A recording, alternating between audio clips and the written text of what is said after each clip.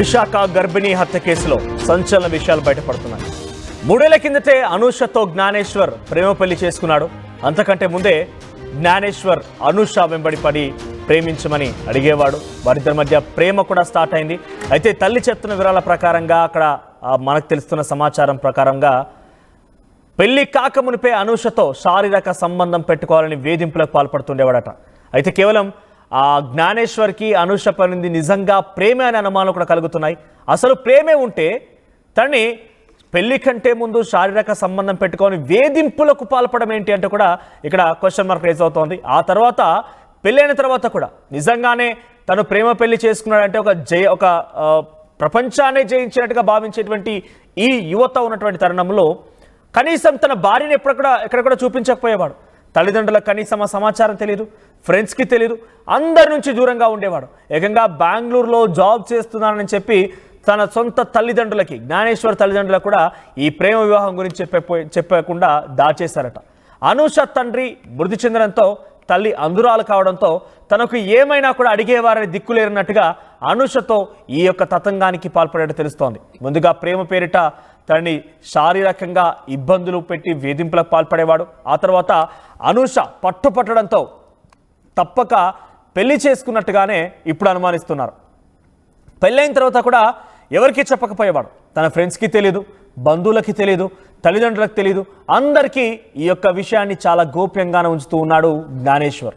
అయితే ఆ తర్వాత ఎలాగైనా సరే అయిష్టంగానే పెళ్లి తర్వాత ఉండాలని భావించాడు జ్ఞానేశ్వర్. అందులో భాగంగానే తను అసలు ఊహించలేదు కూడా, గర్భం దాలుస్తుందని ఊహించలేదు. అంతలోనే అనూష గర్భం దాల్చింది. ఆ తర్వాత ఎలాగైనా కూడా ఆ గర్భాన్ని తీయించాలని చాలా తీవ్రంగా ప్రయత్నాలు కూడా చేసినట్టు తెలుస్తోంది అనూష పైన.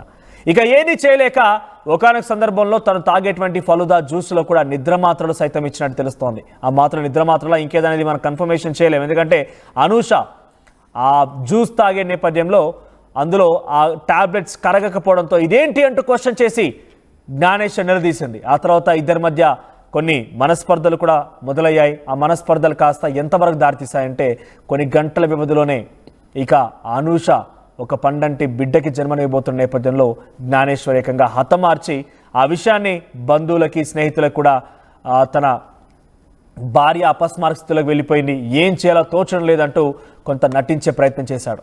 అంతకుముందే తనని హతమార్చాడు. ఇక నటన ఎలా బయటపడింది అంటే వెంటనే ఆసుపత్రి తీసుకెళ్లేందుకు బంధువులు, స్నేహితులు అక్కడ చేరుకోగానే అంతకంటే ముందే అనూష మరణించింది.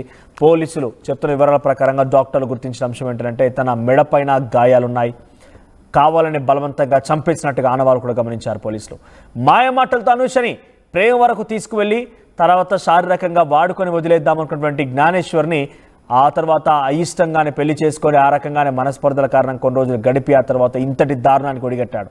ప్రస్తుతం రిమాండ్లో ఉన్నాడు జ్ఞానేశ్వర్. పెళ్లికి ముందే జ్ఞానేశ్వర్కి మరొక సంబంధం, అక్రమ సంబంధం ఉండిందనేది ప్రస్తుతం అనుమానంగా ఉంది. లేదంటే ఇంతలా ప్రేమించి పెళ్లి చేసుకున్నటువంటి ఆ సదరు మహిళ పైన ఇలా కర్కశంగా ప్రవర్తించడమే కాకుండా మనస్పర్ధలు రకరకాలుగా ప్రవర్తించాడు అని చెప్పి జ్ఞానేశ్వర్ పైన అటు అనూష తల్లిదండ్రులు ఆరోపిస్తున్న నేపథ్యంలో గతంలో ఒక అక్రమ సంబంధం ఉండి ఉంటుంది, ఆయనకు వేరొక అఫేర్ కూడా ఉండి ఉంటుంది అనేది ప్రస్తుతం అనుమానంగా ఉంది. అయితే అనూషను ఎలాగైనా అడ్డు తొలగించుకోవాలని ప్లాన్ వేశాడు.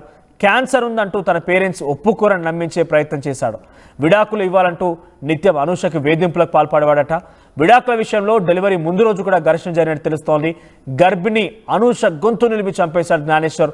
ఒకవేళ కనుక బిడ్డకు జన్మనిస్తే ఇక విడాకులు కుదరవు, ఇక తప్పక జీవితాంత అనూషతోనే ఉండాలని చెప్పి ఆలోచించినటువంటి జ్ఞానేశ్వర్ ఈ దారుణాన్ని ఒడిగట్టాడు. ఒకసారి ఈ అంశానికి సంబంధించి అటు అనూష తల్లి, అందులో అయినటువంటి ఆ తల్లి, తన చెల్లెలు కూడా మాట్లాడారు. వారు ఏం మాట్లాడారో చూద్దాం.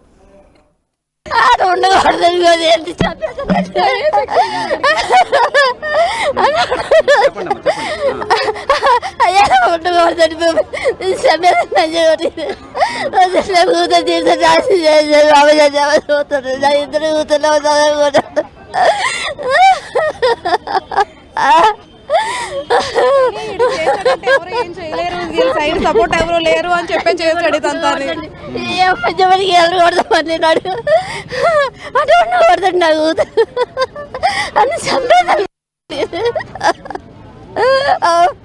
నా కూతురు మాటలు పెట్టుకున్నాడు.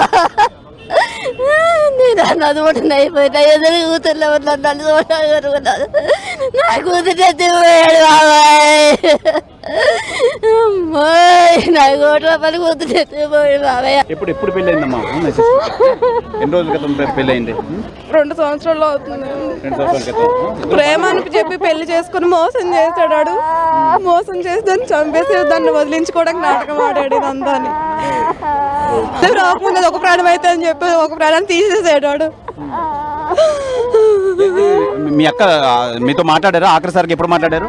నిన్న ఉదయం మాట్లాడింది, నవ్వుతూనే మాట్లాడింది, బాగానే మాట్లాడింది. నొప్పులు రావట్లేదు, ఇంకేం రావట్లేదు అని చెప్పి. రాత్రి కూడా డెలివరీకి నేను జాయిన్ చేసిన ఆడు ఒప్పుకోలేదంటే నేను చంపేయడానికి ఆడికి ప్లాన్ చేశాడు. ఫ్యామిలీ వీళ్ళందరూ కలిపి. ఈ రోజు డెలివరీ అవ్వాల్సిందమ్మా? ఈ రోజు డెలివరీ అవ్వాల్సింది. అసలు నేను నైటే జాయిన్ చేస్తామంటే ఆడు ఒప్పుకోలేదంట. ఏ ఇద్దరి మధ్య కలహాలు ఉన్నాయి? అసలు ఏది బయటికి రానివ్వలేదండి. ఈ పిల్లని నమ్మించేశాడు. నమ్మించి ఏది బయటికి రానివ్వలేదు. జ్ఞానేశ్వర్ చెప్పండి, ఏం చెప్తారు అసలు? సార్ వాడదా సార్ మెయిన్ థింగ్ సార్ అక్కడ ఏంటంటే మాకు మార్నింగ్ ఫోన్ వచ్చింది, పలానా అలాగా అయ్యింది అని చెప్పి వచ్చారు. వచ్చిన తర్వాత చూసేటప్పటికి బాడీ చనిపోయింది అమ్మాయి. కేరళలో దిగిపోయాము, చనిపోయింది. హాస్పిటల్ కేసు కమాలని చెప్పారు. వచ్చిన వెంటనే అబ్బాయి స్టార్ట్ నుంచి మాకు తెలియదు, ఏదో అన్కాన్షియస్ అయిపోయింది తెచ్చని చెప్పారు తప్ప ఇంకేం చెప్పలేదు. తీరా చూస్తే మెయిన్ థింగ్ ఏంటంటే సార్, మెయిన్ పాయింట్ ఏంటంటే ఆ అబ్బాయికి సార్ ఆ అబ్బాయి వాళ్ళంటే తెలియదు. అతనికి మ్యారేజ్ అయ్యింది, ఇలాగ ప్రెగ్నెన్సీ అయ్యింది, అబౌట్ డెలివరీ అయితే ఇంట్లో తెలియదు.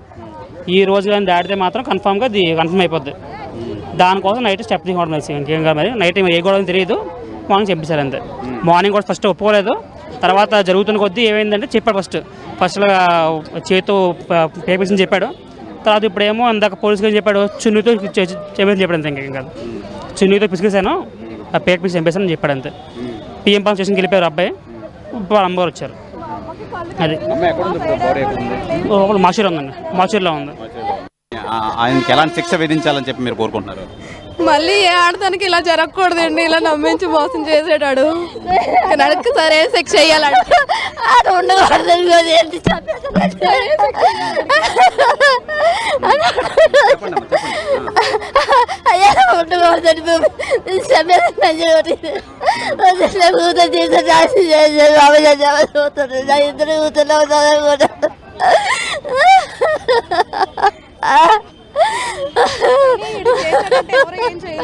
సైడ్ సపోర్ట్ ఎవరు లేరు అని చెప్పి చేశాడు. ఇదంతా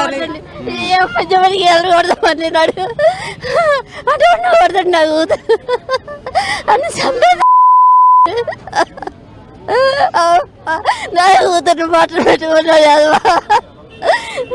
నేను అదుకుంటున్నా అయిపోయినా ఎదురు కూతుర్లో ఉన్నాను నన్ను చూడాలనుకున్నాను నా కూతురు ఎత్తిపోయాడు బాబాయ్ అమ్మాయి నా కోట్ల పని కూతురు ఎత్తిపోయాడు బాబాయ్. అది బాగానే ఉండేవారు మాతో అయితే. అమ్మాయి మంచిదే కానీ మొన్న వెళ్ళాం మేము హాస్పిటల్కి. మా పాప తీసుకుని వెళ్తే వాళ్ళ ఇంటికి వెళ్ళాం.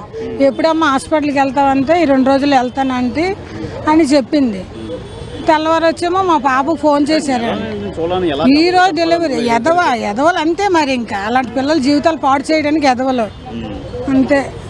ఈరోజు తెల్లవారు మా అమ్మాయి ఫోన్ చేసింది హైదరాబాద్ నుంచి, అనుసాకు బాగాలేదు ఒకసారి వెళ్ళమ్మా, మంచినీళ్ళు నోట్లో వేసినా మింగట్లేదంట అని. మేము వెళ్ళేసరికి 3 హాస్పిటల్ తిరుగుకొని వస్తే ఆరిలో హాస్పిటల్ ఉంది. అక్కడికి వెళ్తాడు చనిపోయి ఉంది. వాళ్ళు అన్నారు ముందే చనిపోయిందమ్మా, ఇప్పుడు కాదు ఎప్పుడో చనిపోయింది అని అన్నారు. ఇప్పుడు భర్త నేనే చంపేశాను, పేకనూరు చంపేశాను అని అన్నారు కదా, ఏంటి ఆడికి ఎలాంటి శిక్ష విధించాలని మీరు కోరుకుంటున్నారు? అది అలాంటి అదో దాంతో అన్నట్టుగా ఆడికి దాని పరిచేయండి. అప్పుడే ఇంకొక పిల్లకి జీవితం పాడు చేయరు అంతే. మరి దాంతో దానికి దాని పరిచేయండి. ఆడికి ఎలా ఉండేది సార్ మీతో? బాగుండేదా? నిత్యం మాట్లాడేదండి, ఎవ్రీడే మాట్లాడుతూ ఉండేది. అసలు ఏ ప్రాబ్లం లేదనే చెప్పేది. అది బాగానే చూసుకునేవాడు అని చెప్పేది. కానీ ఇంత దారుణం చేస్తాడని చెప్పేసి మామూలుగానే ఉండేవాడు అండి. అసలు ఎప్పుడు అనుమానించడానికి కూడా ఇది అవ్వలేదు. కానీ ఇంత దారుణం చేస్తాడని కల్లో కూడా ఊహించలేదండి అసలు. నిండు చూడాలని ఎలా చేతులు వచ్చేస్తాయండి? చాలా క్రూరం అండి. కానీ ఎట్టి పరిస్థితుల్లో మీలాటోళ్ళు సపోర్ట్ కావాలండి, వదిలే ప్రసక్తి అయితే మాత్రం లేదండి. ఎలాంటి శిక్ష విధించాలంటారా? చట్టపరంగా ఎటువంటిది న్యాయం అయితే అదే ఖచ్చితంగా చేయాలండి. కానీ ఎట్టి పరిస్థితుల్లో వదలడం అయితే మాత్రం సొసైటీలో మాత్రం తిరగకూడదండి అలాంటి. చాలా కిరాతకంగా చంపిన ఆ వ్యక్తి అయితే నిజంగా కఠినంగా శిక్షించాలని చెప్పి బంధువులు అయితే ఆరోపిస్తున్నారు. చెప్పండి, ఏం చెప్తారు మీరు? సార్ శిక్షించాలి సార్, అబ్బాయికి వదలకూడదు. మా దగ్గర అయితే చాలా డ్రామాలు చేశాడు. మార్నింగ్ ఏమైంది ఆ అమ్మాయికి అనేసరికి లేదురా పడుకున్నది నైట్ టైము 2 గంటల వరకు మాతో మాట్లాడింది, పడుకుంది అని చెప్పాడు. పొద్దున్న లేపేసరికి ఇంకా లగట్లేదు అమ్మాయి అన్నాడు. మేము వెంటనే ఇంటికి వెళ్ళాం ఏమైంది అని చెప్పి. వెళ్ళేసరికి అమ్మాయి ఆల్రెడీ డెడ్ స్టేజ్లో ఉందన్నమాట, ఆల్రెడీ చనిపోయి ఉంది. మేము పల్స్ చెక్ చేస్తున్నా మాకేం తెలియట్లేదు, ఉందో లేదో మాకు ఐడియా రావట్లేదు. వెంటనే అందుకని అక్కడ పక్కన హాస్పిటల్ ఉంటే హాస్పిటల్ పట్టుకెళ్ళాం. అక్కడ చూసి చెప్పారనమాట అమ్మాయి చనిపోయింది అని చెప్పి. ఆయన ఒప్పుకున్నాడు అన్నారు కదా. అవునండి. అమ్మాయి ఇప్పుడు పోలీసులు వచ్చారండి. పోలీసులు ఇక్కడ కేజీహెచ్కి తెచ్చేసరికి పోలీసులు వచ్చారు. పోలీసులు వచ్చి ఇన్వెస్టిగేట్ చేశారు. ఇన్వెస్టిగేట్ చేసి ఏమైంది అని అడిగేసరికి అబ్బాయి ఏమొచ్చి ఫస్ట్ అంతా మాకు తెలియదు ఇలాగే అయింది అని చెప్పాడు. అబ్బాయికి ఒళ్ళు మీద అంతా గీతలు ఉన్నాయన్నమాట. ఈ సైడ్ చంపలంతా ఇలా గీరీస్ ఉన్నాయి, ఇక్కడ మెడ మీద చెయ్యి మీద గీరీస్ ఉన్నాయి.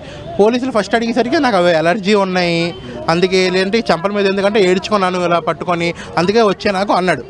మళ్ళీ పోలీసులు గట్టిగా అడిగేసరికి అప్పుడు ఒప్పుకున్నాడు.